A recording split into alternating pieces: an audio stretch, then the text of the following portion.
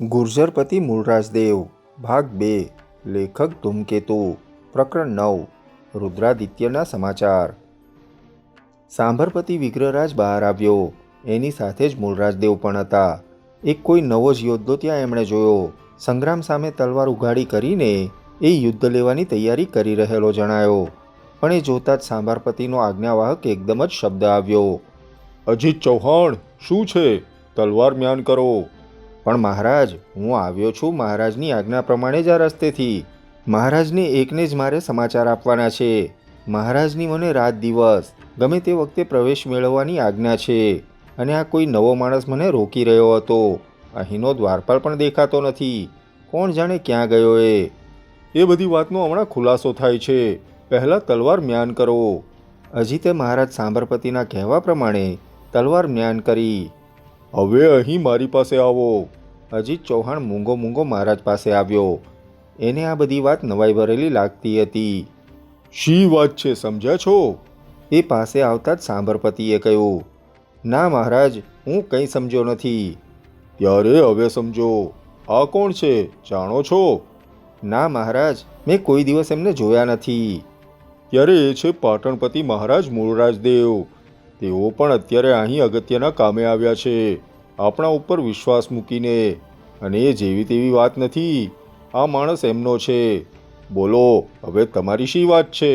મેં તમને ઉજ્જૈની મોકલ્યા હતા, મુદ્રા આપી રાખી હતી કે ગમે ત્યારે રાત્રે હું સૂતો હોઉં ત્યારે પણ તમને પ્રવેશ મળે। પણ એ ખબર આ મહારાજ મૂળરાજદેવના માણસને ક્યાંથી હોય, એટલે એણે તમને રોક્યા। એનો વાંક નથી। બોલો, હવે ત્યાંના ઉજ્જૈનીના શા સમાચાર છે? તેલપમુંજના યુદ્ધનું શું થયું? યુદ્ધ કેટલે પહોંચ્યું? અજીત ચૌહાણ એક પળભર બોલ્યા વિના શાંત ઊભો રહ્યો। બોલવું કે ન બોલવું, અહીં બીજા હતા ત્યારે એની એના મનમાં ગડભાન ચાલતી હતી। તે હાથ જોડીને બોલ્યા વિના જ વિગ્રહરાજ સામે જોઈ રહ્યો। વિગ્રહરાજ એની વાત સમજી ગયો।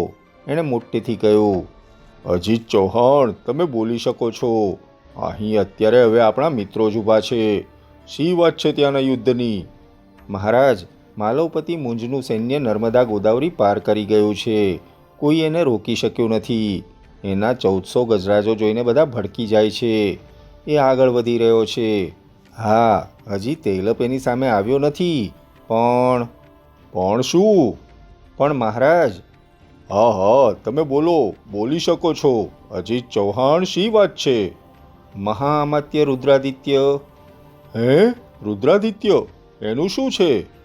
મુંજના સૈન્યે નદી પાર કરી અને એણે અગ્નિ પ્રવેશ કર્યો। હે? શું કહો છો?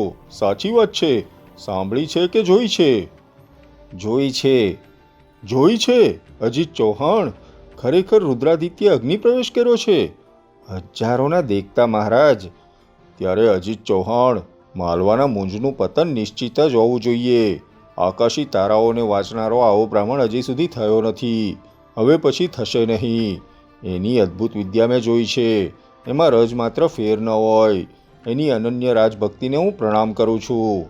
વિગ્રહરાજે બે હાથ જોડીને પોતાનું માથું માલવાની દિશામાં રુદ્રાદિત્યને નમન કરતો હોય તેમ નીચે નમાવ્યું। મહારાજ મૂળરાજદેવ પણ રુદ્રાદિત્યને વંદન કરવા નમી રહ્યા। સંગ્રામ, રાણી માધવી, અજીત ચૌહાણ બધા એ મહાનાત્માને વંદન કરી રહ્યા। ઘડીભર તદ્દન શાંતિ છવાઈ ગઈ।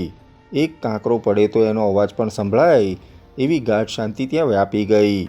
અને આ શાંતિમાં પણ જાણે કોઈ અદૃશ્ય ભાવિના પગલાં સંભળાતા હોય તેમ ઘડીભર તો કોઈ કંઈ બોલ્યું જ નહીં। અંતે મહારાજ વિગ્રહરાજ બોલ્યા, અજીત ચૌહાણ, તમે અત્યારે ને અત્યારે સેનાપતિને મળો। આપણે આ શિબિર હવે અહીંથી ઉપાડવાની છે। સવાર પહેલાં તો આપણી પ્રયાણવાટ શરૂ થઈ ગઈ હોય। મહારાજ વિગ્રહરાજ, મહારાજ પાટણપતિ, અગ્નિ પ્રવેશે કંઈ માયકાંગલાનો ખેલ નથી। કેટલી વેદના એ હૃદયને થઈ હશે જેણે અગ્નિ પ્રવેશ કર્યો હશે, અને એના અગ્નિ પ્રવેશની પાછળ એની આકાશી તારાઓની ગતિનો કેટલો સચોટ અને ઊંડો અભ્યાસ હશે। રુદ્રાદિત્યે વિદાય લીધી અને તે વાત આવી રીતે એ સાંભળ્યા પછી હું અહીં હવે એક પળભર થોભી શકું નહીં। હું પણ એના મહાન આત્માને કંઈક પીછાનતો હતો। અજીત ચૌહાણ, અત્યારે ને અત્યારે બધે ઘૂમી વળો અને શિબિરના પ્રયાણની ઘોષણા જાહેર કરી દો। બહુ ધીમેથી, પણ સવાર પડતા પડતામાં થોડું દૂર નીકળી જવું છે। આ મારી બીજી મુદ્રા લ્યો મારી પાસેથી અત્યારે જ તમને આજ્ઞા મળી છે એ કહેશે. તમે અત્યારે ને અત્યારે બધે ફરી વળો, રાત્રિ છે ત્યાં જ. અજીત ચૌહાણ આશ્ચર્ય પામ્યો. તે મહારાજની મુદ્રા લઈને ગયો. જેવો એ ગયો કે વિગ્રહરાજે કહ્યું, મહારાજ પાટણપતિ, તમે હવે અમારા સૈન્ય વચ્ચેથી પણ જઈ શકો છો. ચાલો, હું પોતે જ તમારી સાથે આવું છું. પણ મહારાજ, હવે પણ ને બણ કોઈને વખત નથી. ઊંઝના ભયંકર પરાજયના સમાચાર તમને થોડા જ વખતમાં મળશે. એ વખતે આપણે બંને યુદ્ધ કરીને નિર્બળ જેવા બન્યા હોઈએ તો એનો અર્થ જ આપણે બંને કોઈના આશ્રિત થવા દોડ્યા છીએ એવો થાય. હવે મહારાજ, સાંભરનું સૈન્ય અહીં નથી, ઘેરો નથી, ચોકીદારો નથી. તમે અત્યારે જે યોગ્ય લાગે તે કરવા મુક્ત છો. એટલામાં તો અજીત ચૌહાણ પાછો ફર્યો. સેનાપતિને ભરોસો ન પડતા તે પોતે મોંએથી આજ્ઞા સાંભળવા માટે આવ્યો હતો. વિગ્રહરાજ પોતે જ સૌની સાથે બહાર નીકળ્યો.